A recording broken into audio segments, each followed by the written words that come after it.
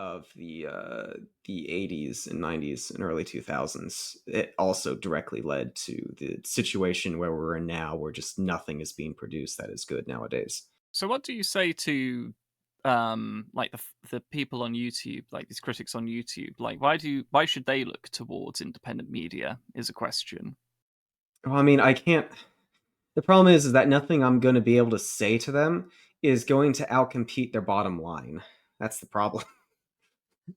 so I, there's nothing I can say to the critical drinker that's going to convince him, oh hey, you should look to distant media, because he's just going to look at his paycheck and he's going to be like, oh well, I'm going to make the next Star Wars video after after 4 or 5 times of saying I'm done with Star Wars. I didn't name names in my video on how to move on, but yes, there is a problem that YouTube critics do, some of them at least, do make a considerable amount of money from this. They're trapped making the same videos again and again. Fortunately, that's not me. Otherwise, I'd be doing the exact same thing that people like the Critical Drinker are doing. I'll say that frankly, I'd be doing the same thing. It wasn't meant too much as a dig, just a acknowledgement of reality as it is. I like the critical drinker somewhat. It's just it was very humorous to me when his Acolyte series came out. On episode 2 of the Acolyte, he says, I'm done with Star Wars, and Star Wars is done. And then episode 3 drops like a week later, and I'm like, what? so, you're clearly not done with Star Wars. Star Wars isn't done yet, darn it. But Oh my gosh. okay, moving maybe away from the critics though, obviously the viewers of the critics, is there a reason they should move on from mainstream and look at independent media of all sorts? So books, audiobooks, films, etc. Comics.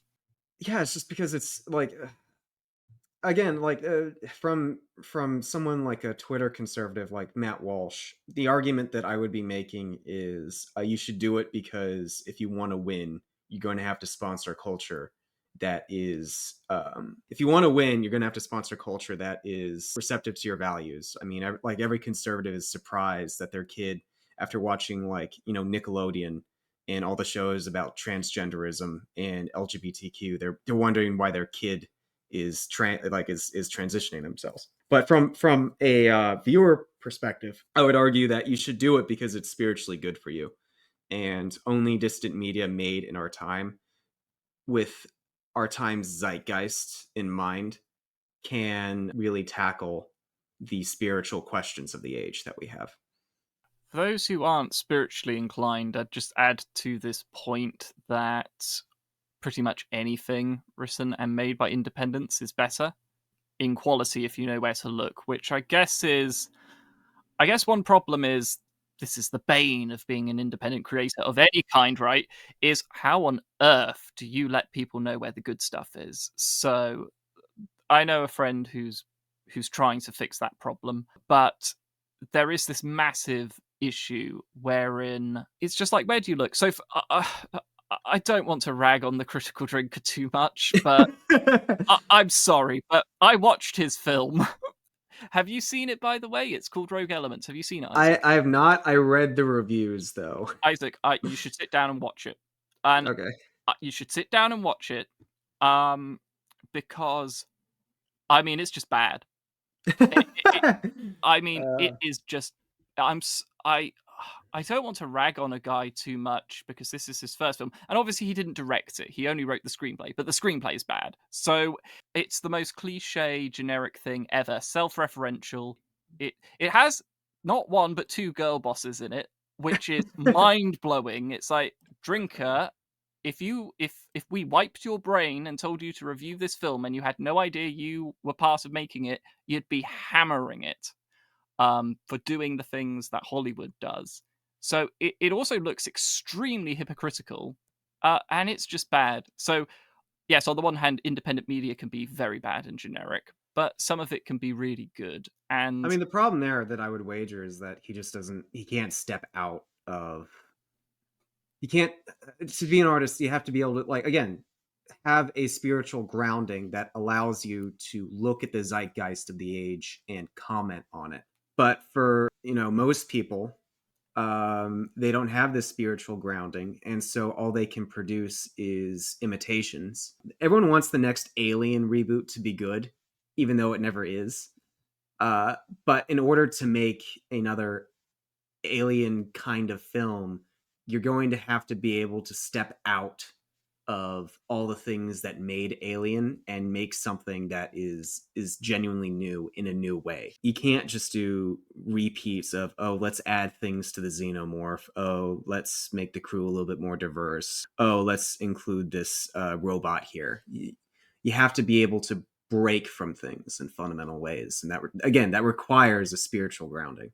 I would I would just sort of add to this that when a topic intrigues me, I can think about it for days on end. And the Critical Drinkers film, I just sat there and tried to think to myself, what is fundamentally baseline wrong with this? Because I can pick it apart in various ways, but I want to get to the actual root. And after thinking about it for some time, the only thing I can think of is from a screenplay writer's perspective, from a writer's perspective, the only thing that seems to make sense to me is that he didn't sit down and say to himself, what is this film story fundamentally about? Like, what am I questioning? What am I exploring?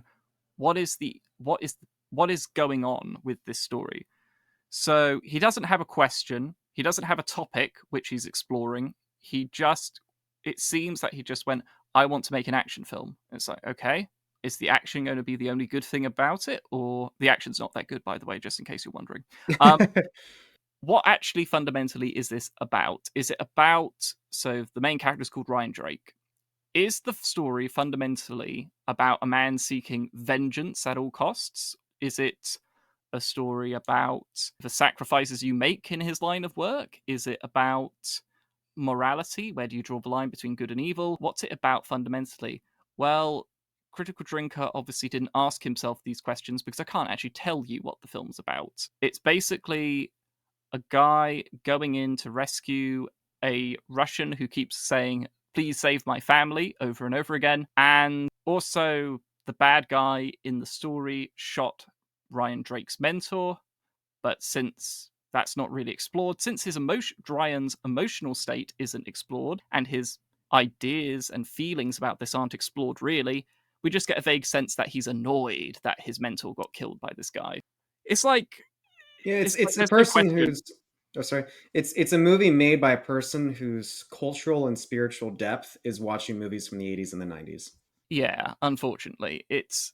I don't think the drinker sat down and asked himself what the film was about or what he was trying to explore. And with the Or girl boss thing, I'm pretty sure he just wanted a like he wanted a strong Bond girl. Or one or two of those, and he didn't realize what that comes off as in the current zeitgeist. one of these boss women in his film basically survives an RPG blowing up 2 feet from her. Oh man, Um, I don't think there's been a Bond girl that strong in any of the Bond films, and I haven't watched all of them, but so I could be wrong. But I don't think there is one who can take that. I'm just saying. So I guess what trying to get round to topic, the independent sphere, if you know where to look, there's actually books, films, etc. of both, let's say, spiritual quality and also of just writing and creation and constructive quality and entertainment quality. The thing is, the difficult thing is we can say, look,